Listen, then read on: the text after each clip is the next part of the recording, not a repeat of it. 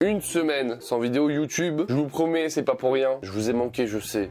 Ne pleurez pas. Ah, calmez-vous. J'ai préparé quelques petits trucs, des choses vont arriver, des annonces vont être dites très bientôt. Donc n'hésite pas à rester connecté parce qu'il se peut que tu puisses kiffer ce que je vais te dire. Oui, ça va être trop bien. Bien le bonsoir jeunes viewers, bienvenue dans cette nouvelle vidéo. Après une petite semaine de pause qui ne l'a pas été, hein, entre nous, entre mon taf, ça a été...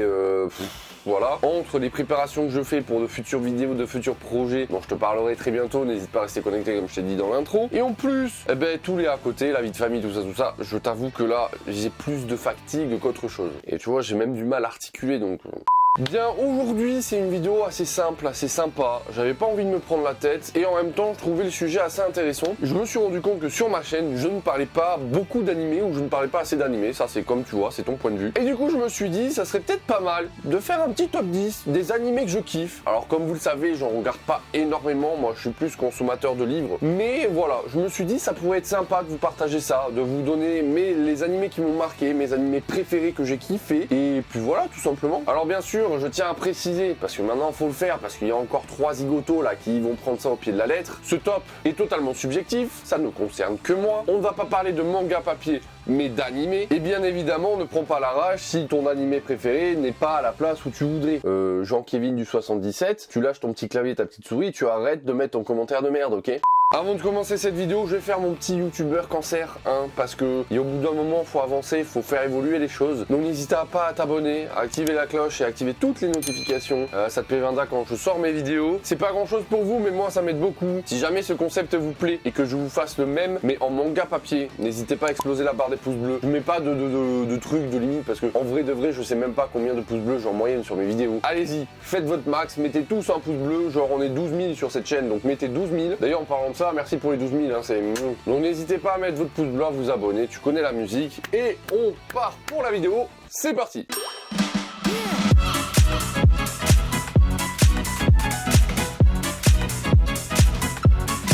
Bien, comme tu sais, je te l'ai dit dans cette intro de vidéo, je ne suis pas très fan d'animé. C'est pas que je n'aime pas ça, c'est juste que j'en regarde pas beaucoup, j'ai pas vraiment le temps d'en regarder énormément. Du coup, je sélectionne que ce qui m'intéresse, ou que des trucs, tu vois, voilà. Comme tu le sais, ton sensei préféré est un fanatique de shonen. 90% de ce qu'il va y avoir en animé, là, c'est du shonen. Donc ne sois pas choqué, ne te plains pas, tout va bien, c'est normal. C'est juste mes kiffs à moi. Et on commence avec le numéro 10 de ce top 10, c'est Devilman Crybaby de Netflix. Alors, si tu ne connais pas, franchement, je te le conseille, c'est vraiment un animé très particulier, très hors du temps, très singulier, et c'est ça que j'ai kiffé dans cet animé. C'est du coup un remaster, on va dire, du manga et animé Devilman qui a eu, je crois, dans les années 70 ou 80, je m'en rappelle plus. Du coup, Netflix a refait une adaptation de ce manga, mais je crois en changeant la fin et tout. Je suis pas un expert de Devilman, je suis désolé, mais moi, j'ai adoré cet animé, autant sur cet aspect graphique que sur l'histoire et la fin de l'histoire qui est complètement inattendue, tellement what the fuck. Quand j'ai fini cet animé, franchement, je me suis dit waouh, c'est incroyable ce qu'on peut faire avec un animé. Je m'attendais tellement pas à ça. Je pensais que l'histoire évoluerait autrement. Et c'est vraiment un truc basique en plus. L'histoire, c'est un démon contre un ange. C'est vraiment tout con. Mais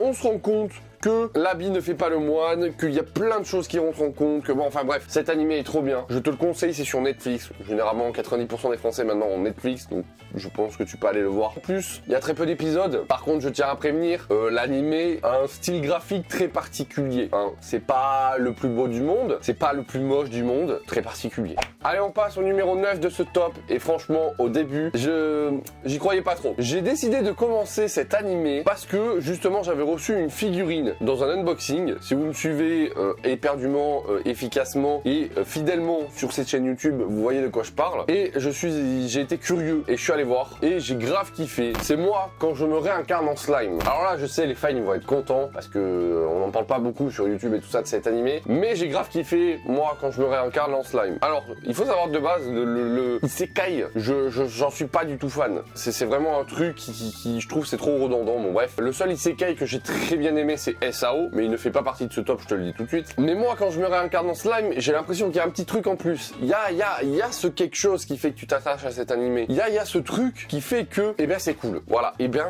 c'est grave cool. Ce personnage de notre monde qui malheureusement se fait décéder, se fait tuer, se fait zigouiller, et qui se réincarne dans un autre monde en slime, d'où le titre, moi je me réincarne en slime, c'était pas trop con, t'avais compris.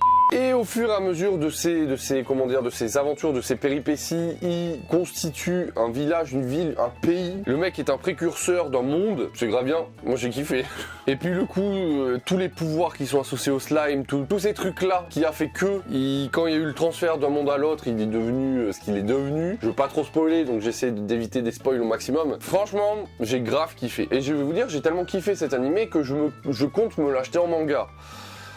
Mais quand je vois mon Mangatech, j'ai plus trop de place, donc ça attendra, ok. Donc voilà, moi, quand je me réincarne en slime, c'est disponible chez Crunchyroll. J'attends la prochaine saison avec impatience. D'ailleurs, si certains ont des infos sur la prochaine saison, ce qui va se passer, tout ça, sans spoiler, bien évidemment, juste quand est-ce que ça sort, n'hésitez pas à me le dire dans les commentaires de cette vidéo. Merci. En 8ème position, là, je vais me prendre des commentaires de haine, je sens. Parce que oui, ce n'est qu'à la 8ème position. Mais ça ne veut pas dire que c'est mauvais. J'ai adoré cet animé, mais s'il n'est pas dans mon top. Je sais que les aficionados de cet animé vont me tomber sur la gueule. Et on parle bien sûr de... J'ai peur de le dire. On parle de Jojo Bizarre Adventure. Et ouais les gars, ça c'est mon poteau, mon frérot Antosama qui m'a conseillé de les commencer. Et grâce à lui j'ai découvert Jojo. Et d'ailleurs n'hésitez pas à aller voir sa chaîne, je vous mets le lien dans la description. Promo gratuite. Et donc du coup ouais, c'est lui qui m'a conseillé Jojo. J'avais commencé Jojo. Je me suis tapé toute la partie 1, je me suis dit ouais ça va. Je me suis tapé la partie 2, je l'ai grave kiffé. C'est l'une de mes parties préférées de Jojo. Après il n'y a pas eu la partie 3, Stardust Buster, je sais plus quoi là. Celle-là elle est parfaite. La quatrième partie est pas dingo hein, avec je sais plus qui là, Mori je le fais bien non? Celle-là c'est pas ma partie préférée du tout, je tente même à dire que c'est la plus pourrie de Jojo Bizarre Adventure, moi c'est pas ma préférée. Et ensuite il y a la dernière Golden Wind, comment te dire que... Je suis devenu un aficionados de Jojo. Donc rassurez-vous les fans, je ne déteste pas Jojo, je l'adore, c'est juste que il y a d'autres animés avant lui qui sont plus impactants que je trouve, qui me tiennent plus à cœur. Jojo Bizarre Adventure, voilà, c'est comme son nom l'indique, c'est une aventure. Chelou, mais c'est une aventure. À la 7ème position de ce top, là aussi c'est un animé très particulier qu'on m'a conseillé, que j'ai par curiosité regardé et je m'attendais pas à prendre une claque aussi énorme. Your Lie in April, c'est un animé de taré. Alors déjà pourquoi pour son opening, et ensuite c'est pour son histoire complètement touchante, complètement inattendue. Moi quand on me l'a vendu, c'était un animé de musique avec une histoire sensible et touchante. Je ne pensais pas chialer comme ça à la fin, ok? Pour tous ceux qui l'ont vu, ils vont comprendre. Cet animé m'a touché, C'est incroyable ce qu'on peut faire avec un animé, avec les musiques, les OST, tout ça. C'est fou, c'est fou. Cet animé est complètement dingue. Je le conseille à tous ceux qui ne l'ont pas vu. C'est même à des gens qui critiquent les animés, qui te disent c'est de la merde et tout, il y a que de la baston, tout ça. Tu leur fais mater Your Lie in April, à la fin ils te disent mec je m'excuse. Numéro 6, ça c'est un animé aussi que j'ai découvert sur ADN pour le coup, et je l'ai découvert totalement par hasard, parce que je sais pas, je traînais sur ADN et je l'ai cliqué. Et ben c'est Bakuman. Bakuman c'est pas un animé taré peut-être. Bakuman aussi que j'ai pour le coup en manga, parce que j'ai tellement kiffé l'animé que j'ai décidé d'avoir les mangas. Alors cet animé est très particulier parce qu'on est très loin comme Your Lie in April du shonen pur et dur, de baston, de bagarre, de castagne. Eh, tu veux la castagne? Là, on est plus sur un animé qui t'explique comment fonctionne l'industrie du manga au Japon. On a le point de vue d'un auteur, d'un jeune mangaka qui souhaite devenir l'un des plus grands mangaka de son siècle et qui a un but bien précis dans la vie. Et on suit ses aventures avec du coup son meilleur ami et collègue, j'ai oublié son nom. On suit du début à la fin de cet animé toute cette aventure de Bakuman. Ça me donne trop envie de... Là, tu vois, rien que d'en parler, ça me donne envie de regarder Bakuman. On suit cette aventure de ces deux jeunes mangaka à la poursuite de leurs rêves dans une industrie ultra difficile. Une industrie où à la moindre erreur tu sautes. Je trouve ça tellement intéressant pour nous fans de manga et fans d'anime de regarder Bakuman.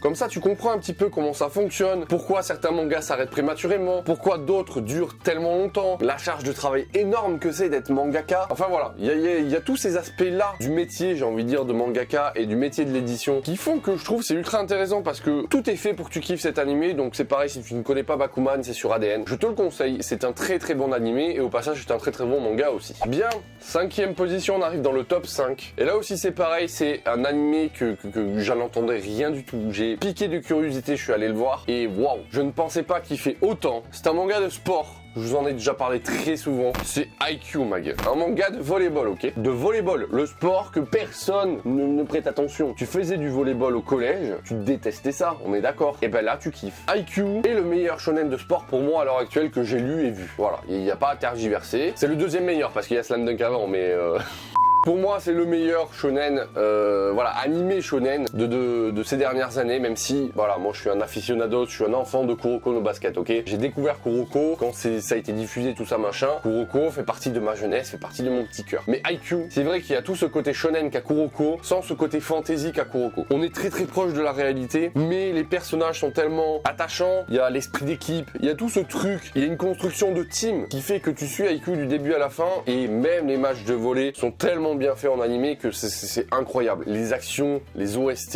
les personnages, le style de dessin, tout est fait pour que tu kiffes. Donc si tu ne connais pas Haikyuu, t'adores les mangas de sport, je te conseille Haikyuu parce que au début tu t'attends à rien et au final tu kiffes de ouf. On passe au 4e animé de ce top et là c'est pareil, c'est un animé qui m'a touché au plus haut point. Alors c'est un très vieil animé pour certains, pour d'autres c'est quelque chose de ma génération, mais que j'ai découvert sur le tard, c'est Full Metal Alchemist Brotherhood. Cet animé est incroyable. L'histoire est dingue, le cheminement du début à la fin est complètement parfait. Ce manga est parfait pour moi. Chose très spéciale que je tiens à souligner, la VF est très bien sur ce manga. Je veux dire, si vous n'êtes pas aficionados de la VO et que vous souhaitez le regarder en VF, là vous pouvez le trouver parce qu'ils l'ont supprimé de Netflix d'ailleurs, la VF est très bien. Elle est super bien faite. C'est l'un des rares mangas où je me suis étonné de kiffer la VF. Et donc oui, Fullmetal Alchemist Brotherhood est une histoire complètement fascinante. Une quête pour sauver l'autre, quelque chose d'incroyable. Tout le tour shonen, pouvoir mystique, l'alchimie, tout ça, machin, tu connais pour ceux qui ont vu. Voilà, je sais pas quoi te dire de plus à part Fullmetal Alchemist pour tous les jeunes qui me regardent là, qui ne connaissent pas, qui sont des aficionados de Black Clover et tout ça. Alors, allez regarder Fullmetal Alchemist Brotherhood. Essayez de le trouver quelque part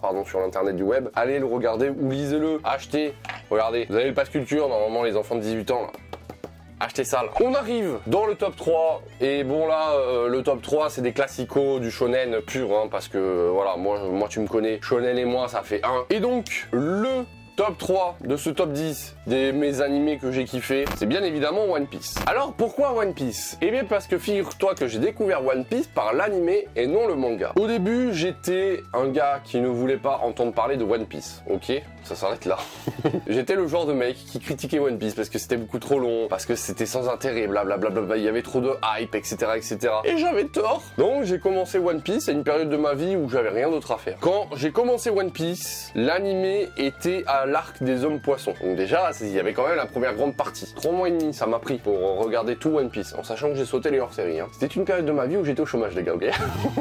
Et donc depuis ce jour-là, je suis un mordu de One Piece, je lis les scans, c'est le seul manga que je lis en scan sur internet, voilà, c'est le seul. Depuis je suis un mordu de One Piece, je suis un aficionados de One Piece. One Piece, je pense pas que j'ai besoin encore de vous le vendre, c'est tellement connu, c'est tellement hypé, c'est tellement... One Piece est une aventure, voilà, pour ceux qui veulent commencer One Piece, qui statent ou qui hésitent ou quoi que ce soit, One Piece est une aventure. Au début c'est pas dingo, hein. On est vraiment sur un shonen... Le début de One Piece, tu sens que ça vieillit quand même, hein. Je suis un aficionados de One Piece, mais on sent que le début est assez... Voilà, il date il y a 20 ans, hein. Ça se sent. Au fur et à mesure des arcs, au fur et à mesure des épisodes, il y a une évolution constante des personnages. Il y a aussi ce que maîtrise tellement bien Eiichiro Oda, c'est te donner un indice à l'épisode 92 et tu le retrouves à l'épisode 292 et tu te dis putain de merde, mais oui, mais c'est vrai, il nous l'avait montré. Voilà, tout ce genre de truc qui fait que l'univers de One Piece est tellement riche, et tellement impressionnant, et tellement grand. Il y a tellement de personnages dans One Piece, il y a tellement de choses à découvrir dans One Piece, qui fait que One Piece est le plus gros manga du monde, hein, on va pas se mentir, hein, même si tous ceux qui ne sont pas d'accord avec ça, vous avez pas le choix. Hein. Le mec, c'est le manga le plus vendu au monde, c'est l'animé le plus regardé au monde, il y a plus de 1000 chapitres, il y a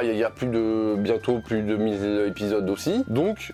Voilà, c'est ça qui fait que One Piece est dans mon cœur. Le côté shonen, bien évidemment, tu connais ton sensei préféré, mais il y a aussi tout ce côté aventure, tout ce côté découverte. Tout ce que tu aimes dans la vie, tu le trouveras dans One Piece. Voilà. Allez, on passe à la seconde place de ce top. Là aussi, le FC qui aime ce manga va me tomber sur la gueule parce qu'il n'est pas en première position, mais je m'en bats les couilles. Il faut savoir que de base, je n'étais pas du tout fan de ce manga et de cet animé. De base, je ne voulais pas en entendre parler. De base, je crachais dessus parce que je trouvais ça trop simpliste. Je trouvais ça tellement nul. Je disais ouais c'est pas ouf et tout blabla. SNK les gars, oui SNK est dans mon top 2, oui SNK, je l'ai découvert en animé. Oui, SNK, je l'ai kiffé. Oui, SNK, quand je l'ai fini avec les saisons où quand j'ai fini, il n'y avait plus après, je me suis dit mec, t'es une grosse merde d'avoir dit ça sur SNK. Et c'est ça qui est magique avec SNK, c'est que le speech de base te dit c'est des gosses qui vivent dans un monde où il y a des titans qui bouffent tout le monde et ils s'enrôlent dans l'armée pour les buter. Et tu te dis, c'est très shonen classique, ça va être encore un gars, bla, il coupe des têtes, il se transforme, machin, nanana. Mais ça va pas partir plus loin. C'est faux. L'auteur est un génie. L'histoire de SNK est incroyable. C'est tellement incroyable que je vous l'avais montré dans une vidéo,